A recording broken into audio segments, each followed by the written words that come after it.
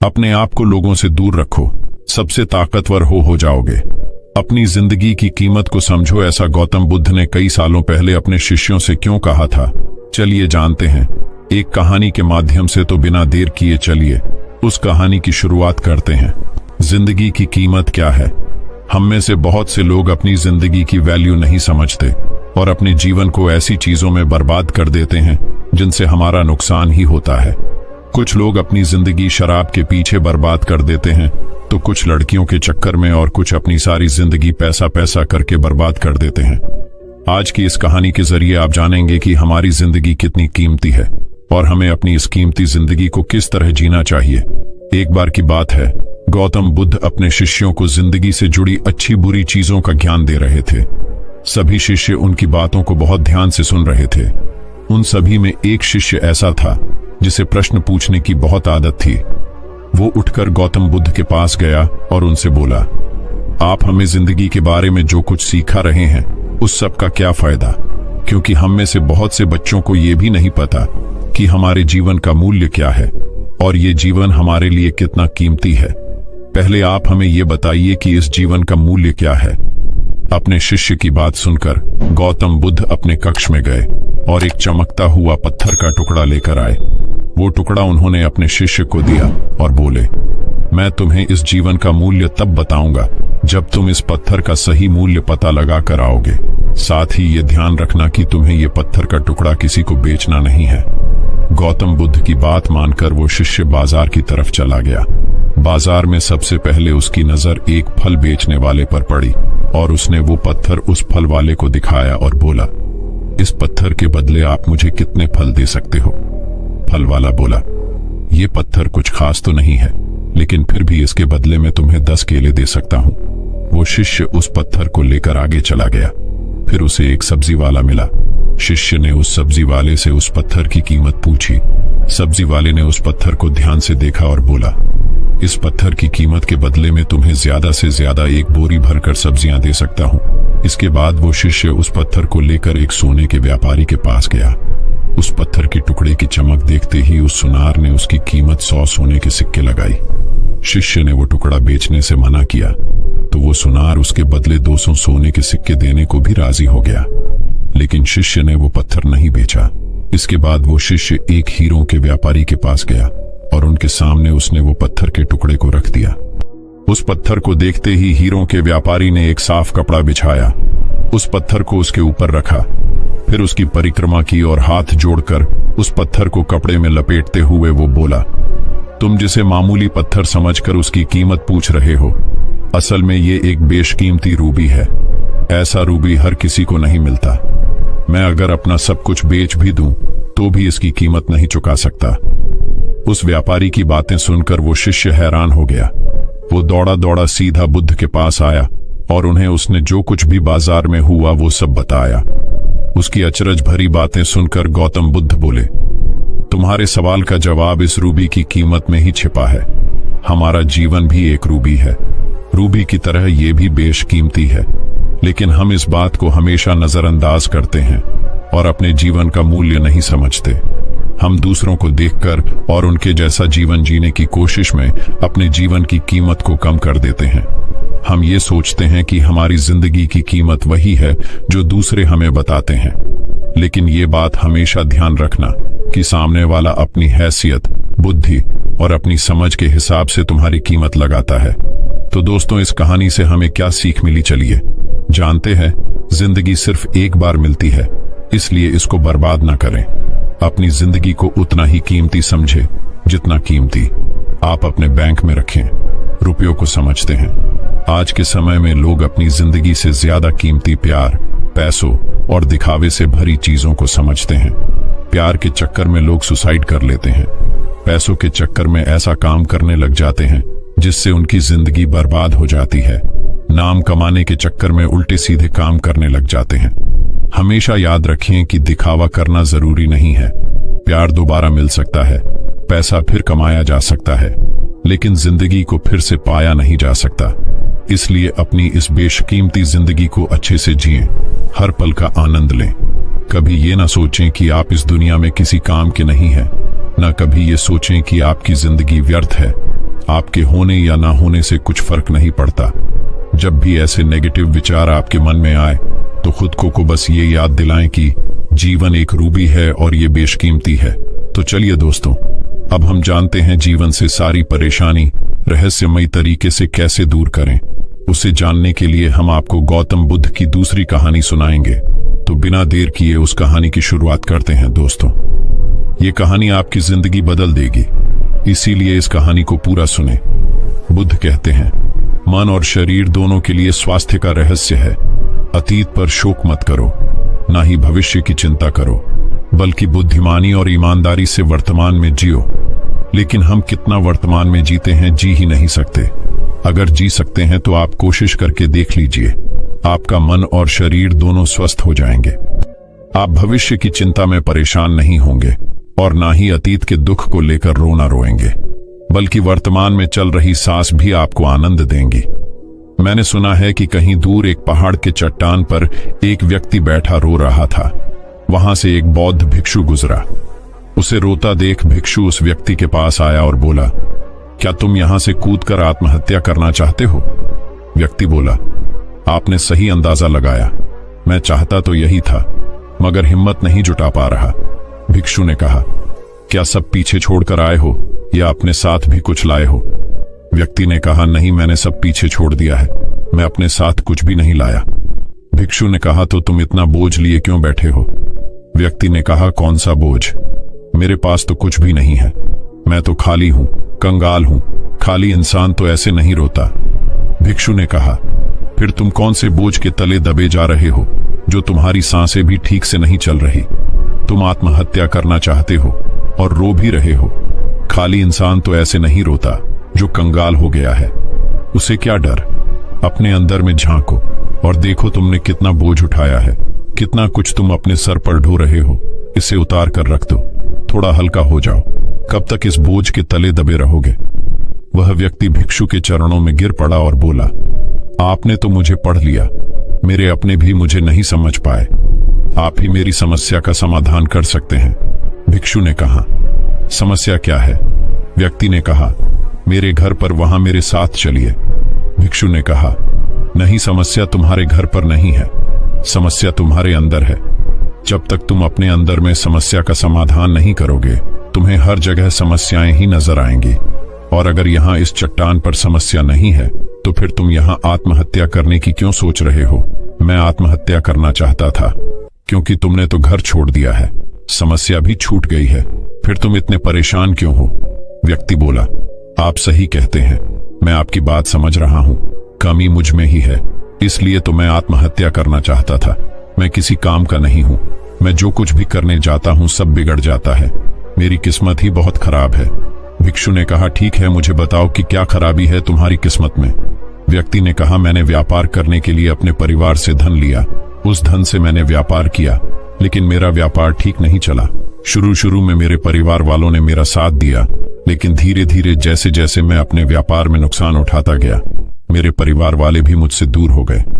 मैं सब उन्हीं के लिए कर रहा था, लेकिन वह मुझे अब इन सब का जिम्मेदार ठहराते हैं। मुझे भी लगता है कि मैंने उन सब के साथ गलत किया। मेरा एक मित्र है, उसने भी व्यापार आरंभ किया था, आज उसका व्यापार बहुत अच्छा चल रहा है। वह कभी मेरे घर आता है तो वह अपने अच्छे चल रहे व्यापार की बात करता है। वह बताता है कि कैसे उसने अपने व्यापार को अपने दम पर खड़ा किया, कैसे उसने मेहनत की और सफलता पाई। मेरे परिवार वाले भी कहते हैं कि देख, तेरे बस का तो कुछ भी नहीं है। अब हालात ये है कि मेरा घर भी गिरवी पड़ा है। भिक्षु ने कहा, क्या तुम्हें पता है तुम्हारा मित्र तुम्हारे पास क्यों आता है? व्यक्ति ने कहा, हाँ, मुझे पता है, वह मुझे नीचा दिखाने आता है। वह यह जताने आता है कि वह मुझसे श्रेष्ठ है। वह चाहता है कि मैं उसकी सफलता देखकर दुखी रहूं। भिक्षु ने कहा, क्या तुम दुखी होते हो? व्यक्ति ने कहा, हाँ, दुख तो होता ही हो। भिक्षु ने कहा, दुख किस बात का होता है, अपने असफल होने का या मित्र के सफल होने का? व्यक्ति ने थोड़ी देर सोचा और बोला, अपने असफल होने के कारण इतना दुख नहीं होता जितना मित्र के सफल होने का होता है। भिक्षु ने कहा, अर्थात अगर तुम्हारा मित्र असफल हो तो तुम्हें खुशी होगी? व्यक्ति ने कहा, हाँ, मुझे बहुत खुशी होगी। भिक्षु ने कहा, अर्थात तुम्हारी खुशी तुम्हारे मित्र के ऊपर निर्भर करती है। तुम्हारी समस्या का कोई समाधान नहीं। तुम्हारा मित्र चाहे तो तुम्हें खुश कर सकता है या चाहे तो दुखी कर सकता है। तुम स्वयं से तो ना खुश हो सकते हो और ना ही दुखी हो सकते हो। तुम अपने मित्र के गुलाम हो गए हो। तुम्हारी समस्या का कोई समाधान नहीं है, क्योंकि तुम्हारी खुशियां और तुम्हारे दुख दूसरों के व्यवहार से आते हैं। तुम्हारे स्वयं के कर्म से तो कुछ नहीं आ रहा। व्यक्ति बोला, ऐसा ना कहें, मुझे आपसे बहुत आशा है। भिक्षु ने कहा, जब हम दूसरों से आशा बांध लेते हैं तब हम दूसरों पर निर्भर हो जाते हैं। अगर मैं तुम्हें कोई रास्ता ना दूं तो तुम दुखी रह जाओगे, और अगर कोई रास्ता दूं तो शायद तुम्हें कुछ मिल जाए। लेकिन अगर आशा तुम अपने से बांधोगे तो तुम्हें सफलता अवश्य मिलेगी। तुम्हारा मित्र आज तुम्हें दुखी करने आता है, लेकिन बातें वह सच्ची ही बताता है। वह अपने संघर्ष और अपने अनुभव की बात बताता है। उसके अनुभव और अपनी बुद्धि का उपयोग करो, उसके संघर्ष का उपयोग करो। दुखी होने की जगह खुशी मनाओ कि तुम्हें घर बैठे कुछ अनुभव मिल रहे हैं। संघर्ष करो, हार मत मानो, कर्म करते जाओ। बुरे से बुरा वक्त या अच्छे से अच्छा वक्त दोनों ही गुजर जाते हैं, लेकिन यह दोनों वक्त देखने के लिए जीवित रहना जरूरी है। और जब तुम्हारा अच्छा वक्त शुरू होगा तब तुम्हारा मित्र तुम्हें अपनी सफलताओं की कहानी नहीं बताएगा, वो अपनी असफलताओं की कहानी बताएगा, ताकि तुम गलत निर्णय ले सको। तब भी अपनी ही बुद्धि का प्रयोग करना। उस समय भी वह तुम्हें दुखी करने आएगा, क्योंकि उसे भी उतना ही मजा आता है तुम्हें दुखी देखने में जितना कि तुम्हें आता है उसे दुखी देखने में। व्यक्ति ने कहा, आप सही कहते हैं, मेरे जीवन को मैं नहीं चला रहा, दूसरे ही इसमें सुख और दुख भर रहे हैं। लेकिन क्या अपनों के लिए कुछ करना गलत है? मैं अपने परिवार के लिए अच्छा करना चाहता था, लेकिन वह परिवार ही अब मेरे साथ नहीं है। भिक्षु ने कहा, तुम सांत्वना चाहते हो। वास्तव में इस दुनिया में सब सांत्वना होना ही चाहते हैं। वे चाहते हैं कि हम कुछ करें तो लोग उसकी प्रशंसा करें। प्रशंसा ना होने पर हम दुखी हो जाते हैं। हमें लगता है कि सब मतलबी हैं। लेकिन अगर तुम किसी को अपना परिवार मानते हो और उसके लिए कुछ करना भी चाहते हो, तो तुम्हें ऐसा क्यों लगता है कि तुम दूसरों के लिए कर रहे हो? भिक्षु हंसा और कहा, यह छोटा सा बक्सा मैं तुम्हें देता हूं, तुम अपने लिए ही कर रहे हो। अगर तुम्हें लगा कि तुम दूसरों के लिए कर रहे हो तो तुम दुखी ही रहोगे, और तुम्हें लगा कि तुम अपने लिए कर रहे हो तो तुम खुश रहोगे। जब तुम अच्छा केवल अच्छा करने के लिए करते हो तब तुम्हें सांत्वना की जरूरत नहीं पड़ती। व्यक्ति ने कहा, आप सही कहते हैं, मैं समझ गया हूं। अब तक मेरी किस्मत दूसरों के हाथ में थी तो खराब थी, अब मैं अपनी किस्मत अपने हाथ में रखूंगा। अब यह अच्छी हो या खराब हो, मैं हार नहीं मानूंगा। फिर भी क्या आप मुझे कुछ दे सकते हैं? जब मेरे जीवन का सबसे बुरा वक्त हो तब मेरा साथ निभा सकते हैं। भिक्षु हंसा और कहा, यह छोटा सा बक्सा मैं तुम्हें देता हूं, इसे हमेशा अपने पास रखना। इसमें एक ऐसा राज है जो तुम्हें बड़े से बड़े दुख से बाहर निकाल लेगा। लेकिन इसे तभी खोलना जब तुम्हारी जिंदगी में कोई राह ना रह जाए और तुम्हें लगे कि सब व्यर्थ है, मेरी बातें भी व्यर्थ हैं, यह दुनिया व्यर्थ है, यहां रहना भी व्यर्थ है। भूख से उसके माता पिता की मृत्यु हो गई। वह व्यक्ति उस बक्से को लेकर चला गया। उसने भिक्षु की बात पर अमल किया और व्यापार आरंभ किया। उसका व्यापार अच्छा चला, उसका जीवन भी अच्छा बीत रहा था। परिवार वाले भी उसके साथ आ गए थे। अब वह जो कुछ भी कर रहा था सब अपने लिए ही कर रहा था। भूतकाल का रोना भी वह छोड़ चुका था, भविष्यकाल की चिंता भी वह नहीं करता था। वर्तमान को सुधारने में लगा रहता था। लेकिन वक्त बदलता है। अच्छा समय हमेशा नहीं रहता और बुरा समय भी हमेशा नहीं रहता। उसका अच्छा समय भी समाप्त हो गया। उसके राज्य पर किसी राजा ने चढ़ाई कर दी। उसका घर तबाह हो गया, व्यापार तबाह हो गया। उसे अपने परिवार के साथ वहां से भागना पड़ा। उसके पास खाने के लिए भी पैसे नहीं थे। भूख से उसके माता पिता की मृत्यु हो गई। वह अपने पत्नी और एक छोटे भाई और 2 बच्चों को लेकर इधर उधर भटक रहा था। उसके बच्चे बीमार थे, उसे पैसा चाहिए था, लेकिन उसके पास कुछ भी नहीं था। तब उसे लगा कि सब व्यर्थ है, उसका जीवन व्यर्थ है, इस पृथ्वी पर सब कुछ व्यर्थ है। सब बातें जो भिक्षु ने कही थी सब व्यर्थ है, किसी भी बात का कोई मतलब नहीं है। अंततः जीवन समाप्त ही होना है, तो फिर जीवित रहकर क्या फायदा। जब वह यह सब सोच रहा था तब उसकी नजर उस छोटे बक्से पर पड़ी जो उसे भिक्षु ने दिया था। उसने उसे खोला। उसमें एक पर्ची थी जिस पर कुछ लिखा था।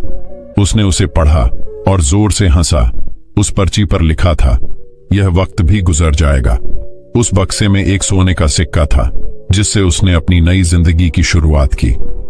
हो सकता है आपके पास वह सोने का सिक्का ना हो, लेकिन आपके पास हिम्मत तो है ना कुछ कर ही लेंगे। दोस्तों, आगे बढ़ने से पहले ऐसे ही और बेहतरीन कहानी देखने के लिए हमारे चैनल को सब्सक्राइब कीजिए। तो चलिए बढ़ते हैं हमारी बुद्ध की तीसरी कहानी की तरफ। अपने जीवन से दुख कैसे खत्म करें, चलिए जानते हैं गौतम बुद्ध से। दोस्तों, हमारे जीवन में दुख तो बहुत आता है और यह दुख सबके जीवन में आता है, मगर हम अपनी जिंदगी में दुख से बहुत परेशान हो जाते हैं। तो दोस्तों, आज हम आपके लिए लेकर आए हैं गौतम बुद्ध की एक ऐसी कहानी जो आपके दुखों को दूर कर सकता है। दुख की घड़ी में क्या करें। सबल नाम का एक व्यक्ति अपने जीवन से बड़ा निराश था। उसकी निराशा का कारण यह था कि वह अभी तक कुछ नहीं करता था। उसके घर वाले उसे दूसरों का उदाहरण देकर ताने मारते थे कि वह सब तो कामयाब हो गए और तू यही का यही है। जब भी वह कहीं बाहर जाता तो लोग से उससे पूछते कि तुम क्या कर रहे हो, और उसे यह कहने में बहुत शर्म महसूस होती कि वह अभी कुछ नहीं कर रहा, कुछ करने की कोशिश कर रहा है। धीरे धीरे उसने लोगों से मुंह छुपाना शुरू कर दिया। उसका दुख इतना बड़ा था कि उसको लगता कि वह धरती पर बोझ है और उसके बस में कुछ भी करना नहीं है। वह कुछ कर ही नहीं सकता, तो वह जीकर क्या करेगा। उसे मर जाना चाहिए। वह अकेले में बैठकर रोता और भगवान को दोष देता। एक दिन उसने नगर में गुरु को देखा जो दुख के ऊपर अपना प्रवचन दे रहे थे। गुरु ने कहा, दुख एक गुरु की तरह होता है जो आपको जीवन के बारे में समझाता है और बताता है। यह आपको सही से जीने का तरीका देता है। आप चाहे तो दुख रूपी गुरु से जीवन जीना सीख सकते हैं या दुख में डूबकर बैठकर रो सकते हैं। सबल भी यह बातें सुन रहा था। उसने गुरु से कहा, दुख कुछ सिखाकर नहीं जाता बल्कि पीड़ा देकर जाता है। दुख की पीड़ा अनंत होती है। ऐसा लगता है कि इसके बाद कुछ नहीं मिलने वाला, कुछ नहीं होने वाला। मृत्यु भी उसके सामने कम लगती है। गुरु ने कहा, क्या दुख है तुम्हें का? आपके पास कोई समाधान है? गुरु मुस्कुराए और गुरु ने कहा, जब तुम्हारे जीवन में असली दुख आए तब मेरे पास आना। गुरु वहां से चले गए। सबल ने सोचा, क्या मेरा दुख असली नहीं है? क्या यह दुख जो मैं झेल रहा हूं दुख नहीं है? कोई भी मेरे दिल का दर्द नहीं समझता, घर वाले नहीं समझते, तो गुरु क्या समझेंगे? अपने दुखों से परेशान होकर सबल ने एक निर्णय लिया कि वह कुछ करके दिखाएगा। उसने एक छोटा सा व्यापार आरंभ किया। उसे उसके व्यापार में सफलता नहीं मिल रही थी, पर उसके घर वाले बहुत खुश थे कि वह कुछ तो प्रयास कर रहा है। धीरे धीरे उसे सफलता मिलने लगी और फिर उसने रफ्तार पकड़ ली। वह 2 वर्ष के भीतर ही एक बड़ा व्यापारी बन गया। अब सबल के आसपास काफी लोग थे जो उसे पसंद करते थे, जो उसकी चिंता करते थे, जो उसके कार्यों की सराहना करते थे, प्रशंसा करते थे। उसके माता पिता भी अपने बेटे की प्रशंसा करते थकते नहीं थे। उसके मित्रों की संख्या दिन ब दिन बढ़ती जा रही थी। वह बहुत खुश था। अपनी जिंदगी में पड़ोस के कुछ मित्रों ने उसे समझाया कि जब वह बड़ा व्यापारी बनकर इतना सुखी रह सकता है, तो सोचो, अगर तुम इस नगर के, इस राज्य के सबसे बड़े व्यापारी हो जाओ तो कितना सुख होगा तुम्हारे पास, कितने लोग तुमसे जुड़ेंगे, कितना यश तुम्हारा फैल जाएगा। स्वयं राजा भी तुम्हारी तारीफ करेंगे और जरूरत पड़ने पर तुमसे ही धन उधार लेंगे। यह बात सबल के मन में बैठ गई और अब वह और अधिक प्रयास करने लगा, लेकिन यह सब कुछ उसे बहुत जल्दी चाहिए था। ज्यादा समय इसमें वह बर्बाद नहीं करना चाहता था, इसलिए उसने ऐसे कार्य किए जो उचित नहीं थी। उसने बहुत बड़ी मात्रा में धन उधार लिया, अपने मित्रों से लिया। ज्यादा मुनाफा कमाने के चक्कर में अपने माल की गुणवत्ता खराब कर दी। उसके मित्र उसे जैसा समझाते गए वह वैसा करता गया। दुख की घड़ी में क्या करें? दूसरे व्यापारियों के खिलाफ षड्यंत्र भी रचे। अब उसके जीवन का सुकून कहीं चला गया था। उसे रातों को नींद नहीं आती थी। वह हमेशा कुछ उधेड़बुन में लगा रहता था। सुख साधन की सारी वस्तुएं होने के बाद भी उसे किसी में सुख नहीं मिल रहा था। एक दिन सबल अपने रथ में बैठकर एक मार्ग से जा रहा था। रास्ते में उसने गुरु का आश्रम देखा। वह गुरु के पास पहुंचा और कहा, गुरुदेव, आपने कहा था कि असली दुख हो तो मेरे पास आना। मेरे जीवन में बहुत दुख है, मैं रात को सो नहीं पाता। सबल गुरु को अपनी सारी बात बताई। गुरु ने कहा, जब तुम पहली बार मिले थे तब भी तुम किसी दुख में थे। उस दुख से तुमने क्या सीखा? सबल ने कहा, मैंने सीखा कि केवल सोचने मात्र से कुछ नहीं होता, कर्म को अंतिम पड़ाव तक ले जाना आवश्यक होता है। अपनी सोच को साकार करने के लिए कर्म करना पड़ता है और केवल कर्म करने से कुछ नहीं होता। कर्म को अंतिम पड़ाव तक ले जाना आवश्यक होता है, चाहे रास्ते में कितनी भी बाधाएं आए, कितनी भी निराशा आए, चाहे ऐसा क्यों ना लगे कि अब कुछ नहीं होगा, तब भी यह मानकर कि जो कार्य मैं कर रहा हूं मैं इसमें सफल होकर ही रहूंगा। कर्म करना चाहिए। लोग केवल सफल व्यक्ति को ही महत्व देते हैं, बाकी सब चाहे कोई कितना भी अच्छा क्यों ना हो, इस दुनिया के लिए वो बोझ ही कहलाता है। गुरु मुस्कुराए और गुरु ने कहा, जब तुम्हारी जीवन में असली दुख आए तब मेरे पास आना, मैं उसका समाधान अवश्य करूंगा। सबल ने गुरु को एक घड़ा भेंट किया जो सोने के सिक्कों से भरा था। घड़े को देखकर गुरु ने कहा, इस घड़े को वहां उस पेड़ के नीचे गड्ढा खोदकर दबा दो, यह मेरे किसी काम का नहीं। सबल ने ऐसा ही किया और वहां से चला गया। धीरे धीरे सबल को व्यापार में घाटा होने लगा। उसकी धन संपदा धीरे धीरे घटने लगी और एक समय ऐसा आया जब उसके ऊपर बहुत कर्जा हो गया, पर वह निश्चिंत था क्योंकि कर्जा उसके मित्रों द्वारा ही उसे दिया गया था। वह सोचता था कि उसके मित्र उसके बुरे समय में उसका साथ देंगे, पर ऐसा कुछ नहीं हुआ। सबसे पहले मित्रों ने ही अपना उदार धन उससे मांगना शुरू किया। ना देने पर जान से मारने की धमकी भी दी। उसके शुभ चिंतक, उसके चाहने वाले सब उससे दूर हो गए। उसके पिता उसे उसकी गलतियों को गिनवाने लगे। उसकी सारी संपत्ति नीलाम हो गई। उसके पास कुछ नहीं बचा। उसने अपने पिता से सहायता मांगी। पिता ने कहा, मेरे पास यह थोड़ी सी ही संपत्ति है, अगर मैं तुम्हें यह दे दूं तो मैं और तुम्हारी मां को कहां रखूंगा? हमारा आखिरी सहारा यही संपत्ति है।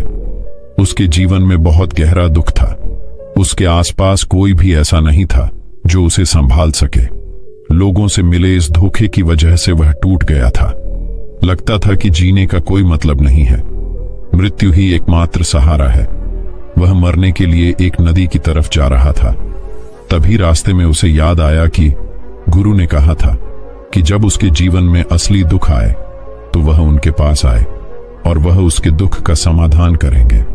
सबल गुरु के पास गया और उसने गुरु को सारी बात बताई और कहा कि मेरे दुख का समाधान कीजिए।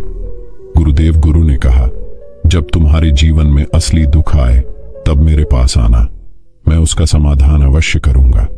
सबल ने कहा, असली दुख क्या होता है गुरुदेव? क्या अब जो मेरे जीवन में घट रहा है वह दुख नहीं है? गुरु ने कहा, पहले यह बताओ कि तुमने अपने इस दुख से क्या सीखा है? सबल ने कहा, जो लोग तुम्हारी तरक्की के साथ, तुम्हारी सफलता के साथ तुम्हारे साथ साथ आए हैं वह तुम्हें धोखा देंगे, क्योंकि तुम्हारे बुरे समय में वह तुम्हारे साथ नहीं रहेंगे बल्कि तुम्हारा फायदा उठाएंगे।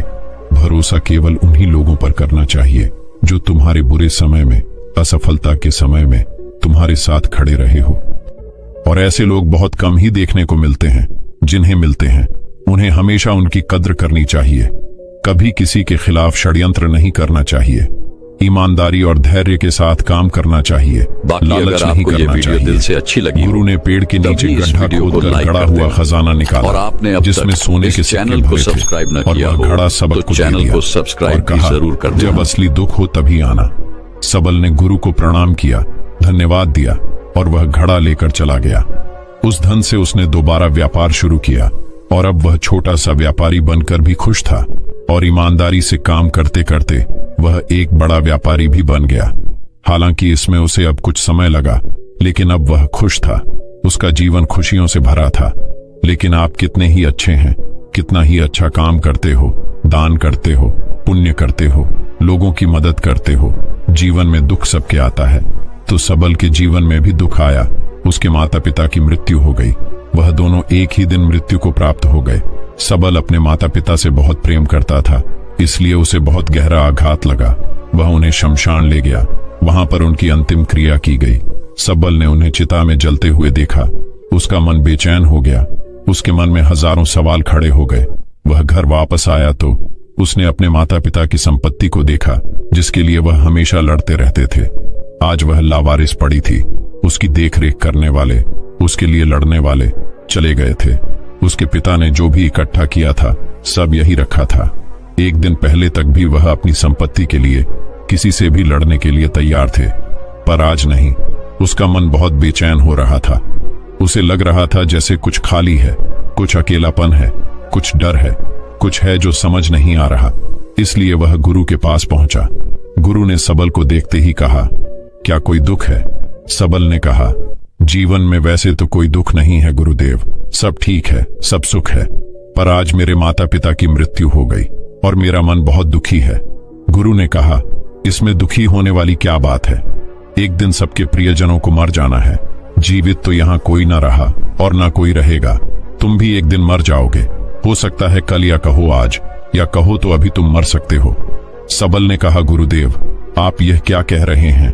मैं भी मर जाऊंगा, पर अभी तो मैं जवान हूं।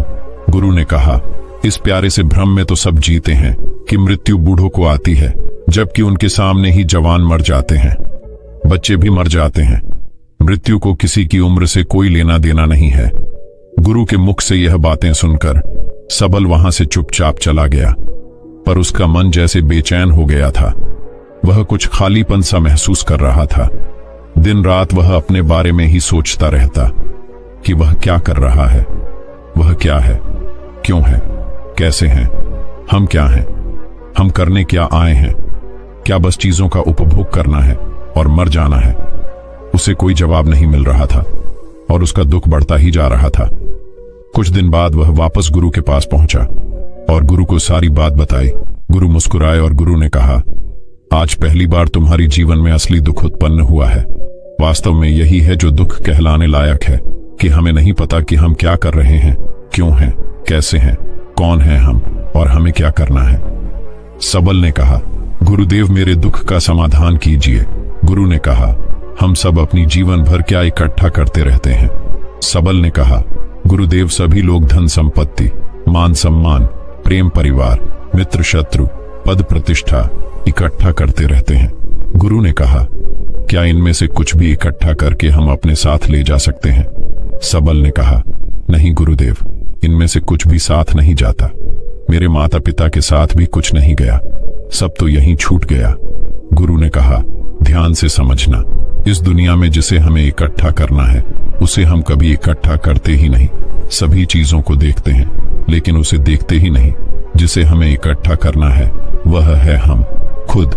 हम इस दुनिया में अपने आप को इकट्ठा करना है ताकि जब हमारी मृत्यु हो तब हम एक हो सके और अपने आप को पहचान सके। हम बटे हुए हैं प्रेम में, नफरत में, क्रोध में, क्रूरता में, धन में, संपत्ति में, पद में, प्रतिष्ठा में, सम्मान में, पहचान में, धर्म में, जाति में, दूसरों को लूटने में और अपने आप को लुटाने में, और ऐसी ही हजारों लाखों छांव में, वासनाओं में हम बटे पड़े हैं। हम टुकड़ों में जीवन जी रहे हैं। हमारी चेतना कभी एक नहीं हो पाती। हमारी ऊर्जा शक्ति बिखर गई है, इसलिए हमारे पास इतना भी समय नहीं है या इतनी भी शक्ति नहीं है कि हम मुड़कर अपनी ओर देख सकें। वास्तव में लोग जिंदगी भर जिन्हें दुख दुख कहकर चिल्लाते रहते हैं और उनका समाधान खोजते रहते हैं, उन्हें उनका समाधान कभी मिलेगा ही नहीं, क्योंकि जिन्हें वह दुख कहते हैं वह दुख है ही नहीं। इसलिए यहाँ किसी को कभी उनके दुख का समाधान नहीं मिलता।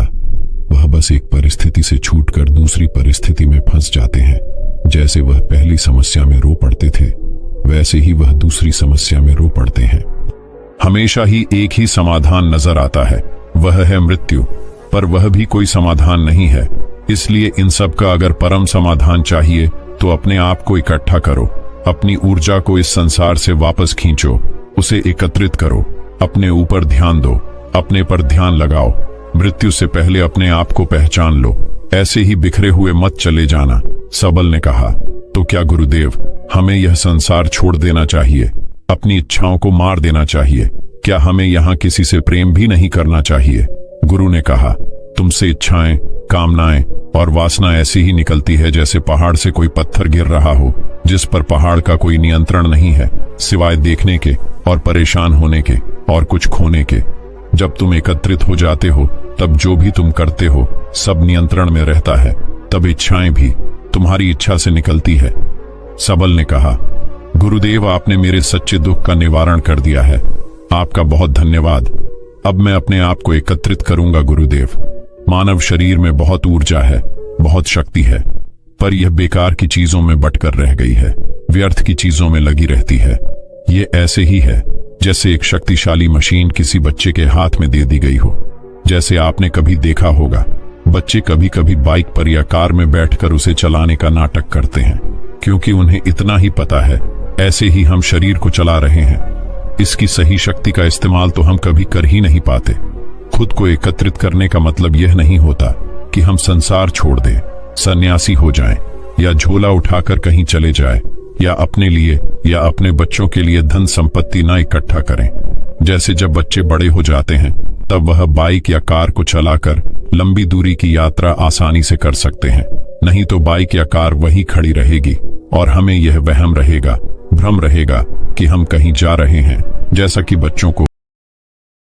बाकी अगर आपको यह वीडियो दिल से अच्छी लगी हो तभी इस वीडियो को लाइक कर देना, और आपने अब तक इस चैनल को सब्सक्राइब न किया हो तो चैनल को सब्सक्राइब भी जरूर कर देना।